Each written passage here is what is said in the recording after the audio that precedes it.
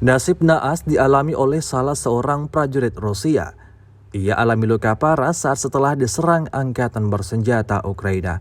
Rekamannya ramai beredar di media sosial Telegram pada Senin 27 Maret 2023. Bahu prajurit itu terkena bagian ekor ranjau mortir. Beruntung, petugas medis militer sigap melakukan pertolongan dan berhasil menyingkirkan benda itu dari tubuh prajurit tersebut. Diketahui juga operasi itu berlangsung hanya beberapa kilometer dari garis kontak. Hingga video ini beredar, beragam respon dituliskan warganet.